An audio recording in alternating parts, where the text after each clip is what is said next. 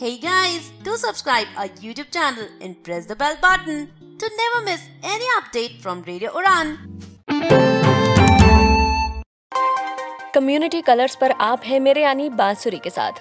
आप आज मुझसे जानेंगे स्पीच डिसऑर्डर के बारे में। अपनी सामान्य वृद्धि और बढ़ती उम्र के साथ बच्चे वाक और भाषा के कौशल हासिल करते हैं, लेकिन कुछ बच्चों में बोलने की समस्या हो सकती है। उनकी वाक शक्ति में गड़बड़ी हो सकती है। स्पीच डिसऑर्डर एक ऐसी स्थिति है जिसके तहत बच्चे को बोलने में हर तरह की दिक्कत आती है।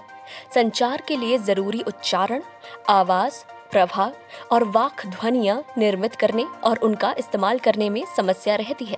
हालांकि वो शब्दों को अच्छी तरह समझता है और भाषा जानते हैं। स्पीच डिसऑर्डर के दो प्रकार होते हैं। एक होता है अप्रैक्सिया, मनः शक्ति क्षय।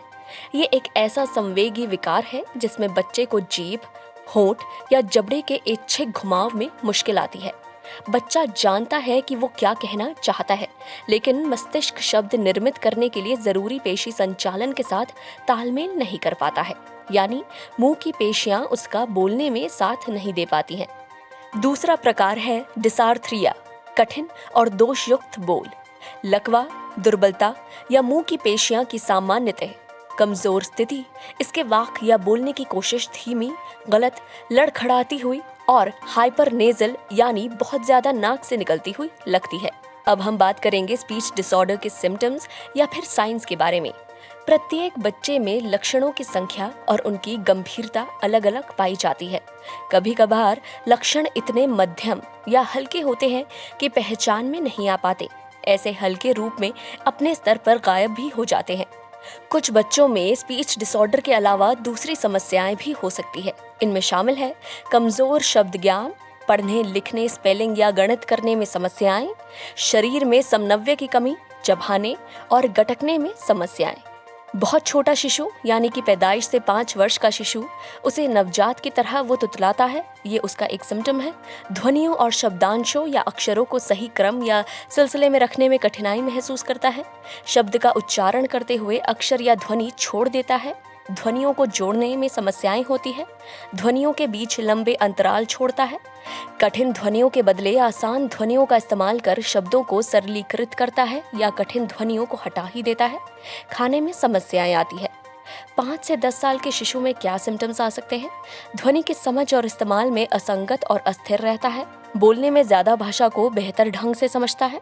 छोटे वाक्यों की अपेक्षा बड़े वाक्यों को कहने में ज्यादा कठिनाई होती है। शब्द का ठीक से उच्चारण करने के लिए संघर्ष करता रहता है और दोहराते हुए फिर से गलती करता है। बोलते हुए अस्थिर, एकांगी लगता है।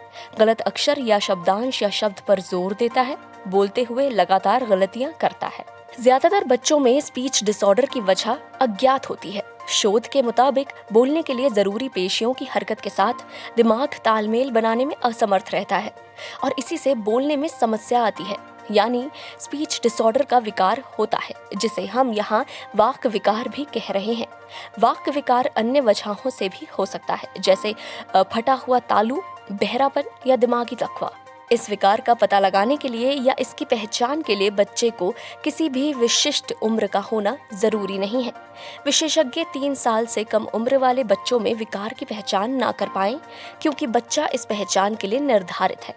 परीक्षणों और उसमें निहित निर्देशों का पालन नहीं कर पाएगा या इस जांच में सहयोग नहीं कर पाएगा।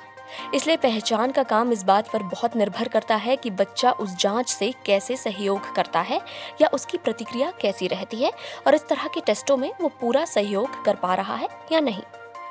वाक शक्ति में आए विकार के इलाज के लिए कोई एक अकेली पद्धति नहीं है। विशेषज्ञ इलाज के विभिन्न तरीकों और थेरेपियों को मिला जुलाकर काम में लाते हैं और इस तरह बच्चे की बोलचाल में सुधार में मदद करते हैं।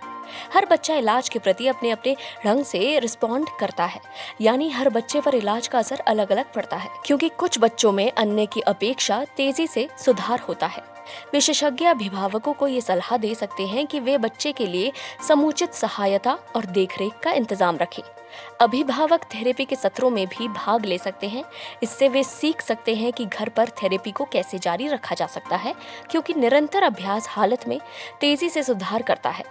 सहायता के लिए प्रतिबद्ध और प्रेम से भरपूर घरेलू पर्यावरण सुधार की दिशा में बहुत उपयोगी हो सकता है। एक स्वस्थ बच्चा इलाज और थेरेपियों के प्रति ज्यादा ग्रहणशील या संवेदनशील होता है। किसी शारीरिक बीमारी, कान और साइनस के संक्रमण, टॉन्सिल्स, एलर्जी या दमा से जूझते बच्चे को इलाज का फायदा हो सकता है ना मिले, क्योंकि शारीरिक इलाज के लिए की जाने वाली चिकित्सा वाक थेरेपी के आड़े आ सकती है।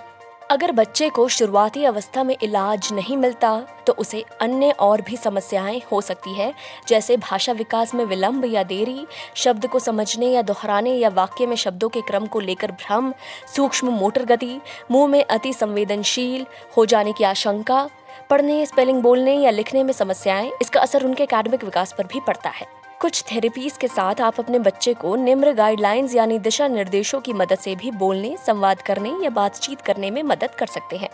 कुछ थेरेपीज गतिविधियों का घर पर अभ्यास करें, इससे आपका बच्चा शब्दों की सही ध्वनियों से परिचित हो पाएगा।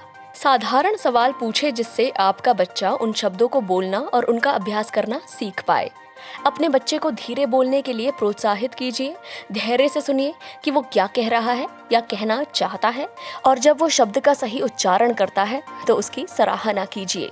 अपने बच्चे को सुरक्षित महसूस करने दीजिए और उसे ये एहसास कराइए कि उसकी बात सुनने के लिए आप हमेशा उपलब्ध हैं और किसी भी किस्म की मुश्किल आने पर उसके हल के लिए हमेशा उसकी मदद के लिए भी उपलब्ध हैं।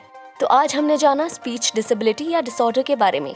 अगले हफ्ते वापस से मुलाकात होगी, तब तक सुनते रहे रेडियो उड़ान, अ फ्लाइट ऑफ लाइफ।